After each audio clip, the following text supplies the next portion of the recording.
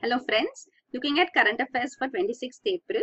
The news items picked up from the Hindu newspaper are these 15. We'll look at them in detail. The first one, Maoists used villagers as human shields in Sukma. So this is regarding the recent attack on the CRPF personnel which we saw in Sukma district in Chhattisgarh. So they were giving protection to the road laying function which was going on. So these were the workers and contractors who were constructing this road stretch in this region, and the CRPF were providing protection to them and they were attacked. So this Maoist attack resulted in around 25 CRPF jawans killed and many were injured. So this case here, news has come. Home Ministry official has reported that Maoists used villagers as human shields in these attacks. This is in Chhattisgarh here, the Sukma district. Next is Malegaon blast. Sadhvi Pragya granted bail. So this is regarding the 2008 Malegaon blast case. So this was, the accused here are Sadhvi Pragya Singh Thakur, Prasad Purohit and others too. So Sadhvi Pragya Singh has been in jail for over 8 years now. Now she has been granted bail by the Bombay High Court. The co-accused, Mr. Prasad Purohit, who is a former lieutenant colonel, is still behind bars. So he has been denied bail. So this you can see 6 people were killed and nearly 100 injured when a bomb strapped to a motorcycle exploded in Malegaon in Nashik district in September 2008. So this is the case which is going on. So NIA court had actually rejected the bail plea, but this has been provided by the Bombay High Court now. So this is there. The National Investigation Agency is looking into the matter. Next is China for government level talks on BCIM economic corridor. So this is regarding the Bangladesh, China, India, Myanmar economic corridor. So we have seen that China is pursuing and putting emphasis on this project to be initiated now. So it has said that the dialogue should go from track 1 diplomacy to intergovernmental level now. So what is track 1 diplomacy? You should know that. The BCIM corridor we have discussed quite often. You can see this is from Kunming in China. It's going through Myanmar. It's going through Imphal. This is Manipur region, Silchar in Assam, then through Bangladesh and coming back here in India to West Bengal. So this is the Bangladesh, China, India, Myanmar economic corridor project. So the diplomacy, the 3 specific levels of diplomacy which are generally spoken of are track 1, track 2 and track 3. So track 1 diplomacy is when the mediation and dialogue is amongst the decision makers. So the officials here are involved. So what we are talking here is changing it from track 1, means official diplomacy. The officials are talking, it should go to intergovernmental level, means the government to government talk should take place, means the leaders should be involved here, the political leaders. So this, and track 2 diplomacy means dialogue and training when which influential elites are involved, means people are involved here. So when influential elites are involved, the prominent personalities, it becomes track 2 diplomacy. So even it is citizen involved in, basically they are not governmental actors. And third, track 3 diplomacy is also when it's actually involvement of the general population also. So track 3 diplomacy goes at another level, people to people contact as we call it. And there is something called track 1.5 diplomacy too. So 1.5 means the government officials and non-governmental officials are involved. Both are involved and it becomes track 1.5 diplomacy. So this is also a term. So this is regarding the BCIM corridor. So the one problem which is stated that India has with this BCIM and China is pushing for it. The India says that disparity in development. So some diplomats have stated this earlier, that disparity in development between Kunming, which is in China. So this is well developed, and the northeastern India is not well developed. So China's push for this is a little resisted by India. But then it's an infrastructure project, so it's going to benefit overall.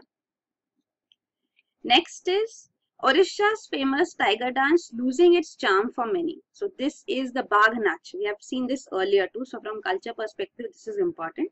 So Bagh Nach is prominent tribal festival in it's a tribal dance form which is done in the festival Thakurani Jatra festival, which happens once in 2 years. It's a biennial festival. So this in Ganjam and adjoining Kandhamal districts in Odisha, this is the folk dance here, tribal dance. But now it is losing its prominence because people are not well trained in it and the charm is going down. So the need for safeguarding this form of dance is being highlighted here. So this is Bagh Nach, in which children and even people, they paint their whole bodies like a tiger. And this is the dance done. Then next is monkey fever kills one in Goa. This also we have seen earlier, even with respect to Goa and even once with respect to Karnataka, that monkey fever, as is a common name, the disease is Casanor forest disease. So this has resulted in 5th death in Goa since 2005 now. So this is the disease, is the virus. So this Casanor forest disease virus, it spreads through these insects, the tick as such, and then it stays on these animals' bodies, and through them, because of contact with them, these are transmitted to humans also. This is the Casanor forest disease. So generally monkeys carry them. That is why it is called monkey fever. And it has turned fatal too in many cases. The next is India assures Nepal of help with polls. So Nepal, which was earlier a monarchy, has transformed into a democracy now. The Constituent Assembly was set up. It was reconstituted too. The constitution has been finalized, and now elections are due. So 3-phase elections would take place, means local level, provincial level, and central level as well. So the Madhesis, the population here, which we have discussed quite often, you can see the Madhes, they cover 22 of Nepal's 75 districts. So they cover 17% of the country's area, but over 50% of its population. So say they stay in these plains, the narrow strip which borders with India here. So the Madhesi population is here, and the remaining hilly region is the Pahadi region where the Nepali population lives. So this actually is the problem. So here the districts which have been demarcated, the provincial boundaries, these are also not to the liking of Madhesis, and they are agitating against this. Now they have agreed to participate in the elections. And the present news is that India has assured full help to Nepal in conducting these polls. Because India is a huge democracy, we have a universal adult franchisee, the entire population, including the illiterate, all participate in the electoral process. So India's election system is widely acclaimed throughout the globe. So we are supporting Nepal on this too, has been assured. 2 days after, Madhesis also agreed to participate in the elections. And another thing important is that China has proposed a financial package. So this has been received. So it received a financial package from China for the provincial level elections. So China, which is not a democracy, is supporting elections in Nepal. So this is the case here. Then next is Supreme Court seeks common law against cross-border cattle smuggling. So cross-border cattle smuggling is also an issue, apart from interstate cattle smuggling, which is prominent in some states. So this cross-border cattle smuggling to Nepal, the rules for these have been framed. The Supreme Court now wants these rules to extend it to the border with Bangladesh as well. So this has been asked by the Supreme Court to be implemented by the Center. So Law Minister had given this notification to prevent cattle smuggling.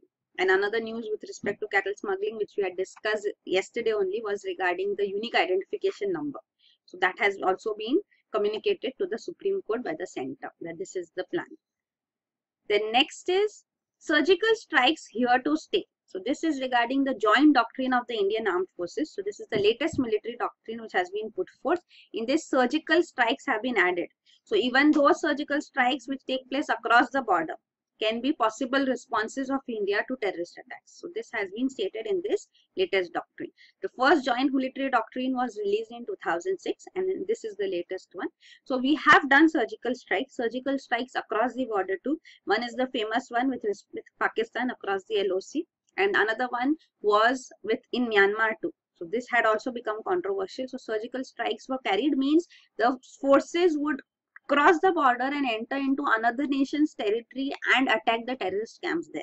So that is what surgical strikes is all about. So here in Myanmar too, this was conducted, and the government's statements regarding this in the open media created troubles for Myanmar, because such strikes had taken place earlier too, but the present government boasted about it. So that was not the diplomatic way to go ahead with it. And the doctrine also speaks about integration in the Indian Armed Forces, means the Army, Navy, and the Air Force. So that is also being spoken of. So next is India Sri Lanka slip on oil trade deals. So this is regarding two issues between India and Sri Lanka, and both have turned controversial and are seeing protests in Sri Lanka.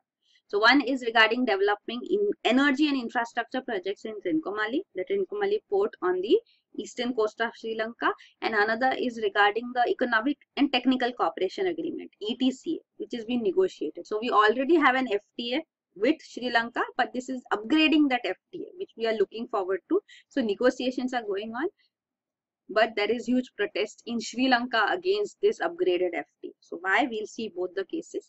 So first is regarding Trinco. Mainly it is Trinco oil storage agreement, which is required to be finalized. So this was first negotiated in 2003. So it is the oil storage also, plus development of infrastructure like highways, power plants, refineries, even an SEZ around this port town of Trincomalee. So this is an agreement which is planned. So this may be signed even when Indian Prime Minister Mr. Narendra Modi visits Sri Lanka in May. So we'll have to wait what further developments would take place on this. So this MOU which has been planned to be signed between India and Sri Lanka is on Trincomalee oil tanker farm. So this oil tank farm, up oil tank farm, has around 84 tanks which are of colonial era. The Britishers had built them in Sri Lanka, and Sri Lanka wants that at least keeping 10 for themselves, remaining should be used by India. So this MOU is being proposed. So the protests are undertaken in Sri Lanka on this because they say, even the opposition in Sri Lanka says that this would result in compromising the security of energy storage of Sri Lanka. So energy resources of the island nation will go under India's control. So those are the points on which protests are being held in Sri Lanka, though then the strike was called off. So it was a one-day strike which went on by oil union workers in Colombo, Sri Lanka. So this is one thing. Second one is regarding ETCA, Economic and Technical Cooperation Agreement. So this is the upgraded FTA. FTA of 2000 is in place. So that is covering goods. Now in the ETCA, we want to cover even services, investment and technological trade. But this is seeing opposition from political parties, businessmen in Sri Lanka. So they are still not ready for opening up services sector. So India is set to having strong base in services. So they don't want to open up the services to having free trade in that with India. So we'll see how these differences are ironed out and how these two things go ahead, whether these agreements are signed or not. So here you can see this is the Trincomalee port here. Next is China bans Muhammad, Jihad, Medina as baby names. So Chinese government has brought in new regulations for the Muslims who live in this western Chinese province Xinjiang. So this is the home to more than 10 million Uyghur Muslims. So here Chinese rules now law says that parents cannot name their children Muhammad, Arfat, Mujahid, Jihad, Medina and so on. So there are around 24 names which have been listed out. So Jihad is understood, Mujahid is understood, but the name of the Prophet of Islam, Muhammad, if this is also not allowed to be kept as a name, Medina, a religious place in Islam. So here if such names are also not included along with this list and not allowed, this results in unjustifiable religious restrictions here too, and it affects the common population here too. So the reason why Chinese government has made this initiative, they say, is to curb religious fervor, because Uyghur Muslims here in Xinjiang province, so Xinjiang is said to be the hotbed of Islamic extremism, and these are the steps taken by the Chinese government to curb extremism. But then if the general population as such is also affected, then it will have a backlash too. So this turns out into becoming a fuel for the terrorists here and a justification for their terror activities. So rather such steps being taken turn counterproductive too. So this is what has been the latest law in China. Earlier, Chinese security officials had imposed bans on long beards and even wheels, covering as such wheels in public places. So this is regarding, you can see, this is the Xinjiang province in China. Then next is Niti Aayog moods taxing agriculture income. So this is regarding the government think tank Niti Aayog. So we have seen the governing council meet was also held recently. So what has happened is it has come forth with a suggestion that agriculture income in India should be coming under the personal income tax, because it has been exempted from taxation for so long. So this has resulted in many people undertaking tax evasion, trying to show their non-agricultural income as agricultural income and thus evading taxes. So to counter this, the suggestion which has come forth is that agricultural income should also be taxed. The figures which we have here, the tax base of the country, the percentage of population which pays income tax, personal income tax, is only 1.5%. So this is the direct tax. Indirect taxes, of course, everybody has to pay. The goods and services tax, for example, which will be on almost all commodities.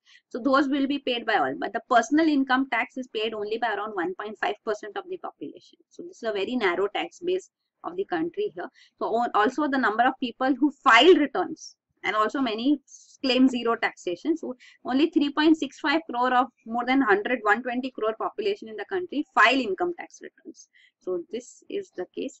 So because another thing is that in India, around 2/3 of the households are in rural India. So rural India is completely out of the tax net because agriculture is not taxed majorly. So this is one suggestion coming forth, to tax agricultural income. Then next is, last male white rhino seeks help from dating app. So this is the northern white rhino. So the last male of this species is presently alive, and it's named the most eligible bachelor in the world. So his name is Sudan. So there are 2 female companions which he has. So there are 3 specifically, only 1 male and 2 other. 3 of these species, northern white rhino, which stay now in the Kenyan Wildlife Conservancy. So here they have put him on Tinder, which is a dating app, in lieu of finding support for preserving this species. So they want to preserve this from extinction. So it's a critically endangered species. The southern white rhino is not threatened, but northern white rhino has only 3 left, and they are critically endangered presently. So they have tried to breed naturally, but they have not been able to, even because of old age. So new research methods like in vitro fertilization is also being planned. So they want funding for that as well. Next is, Supreme Court slaps 1.4 crore fine on doctors for medical asylum. So this is a case of a former Haryana MLA who was guilty in case of a murder, and a non-bailable warrant was issued against him, but he stayed in hospital for 527 days, means almost nearing 2 years. So he stayed in hospital without any justifiable reason, and now the Supreme Court has put fine on the 2 doctors who have been guilty of holding him and giving him medical asylum, as it is called. The next is, NGT notice on unregulated chopper service to Kedarnath. So National Green Tribunal has issued notice to the Environment Ministry, Uttarakhand government, National Board for Wildlife and others in this petition which has come before it regarding conservation of flora and fauna in Uttarakhand.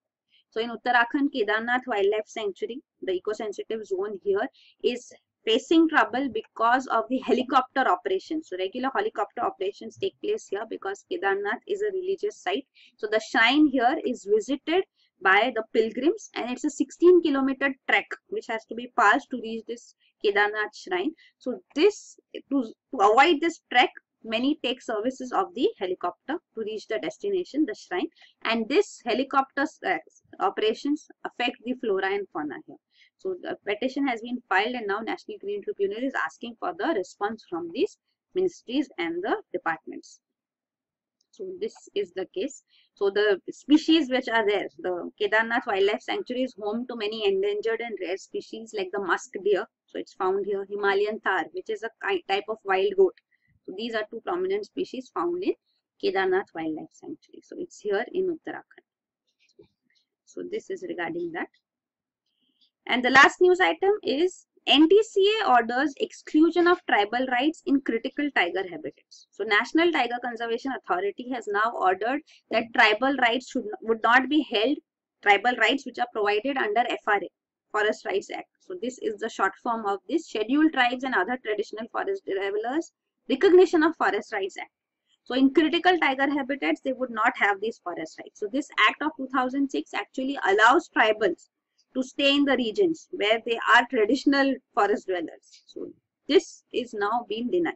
So there have been many tribals which have helped in increasing the tiger population. So these examples given of Soligas, who have helped in increasing tiger population in BRT Tiger Reserve in Karnataka, the Baigas, which also helped in Kanha National Park in MP to increase the tiger population, and now they are being forced to evict this region. So this is what is coming forth in this latest order. So that is it. Thank you.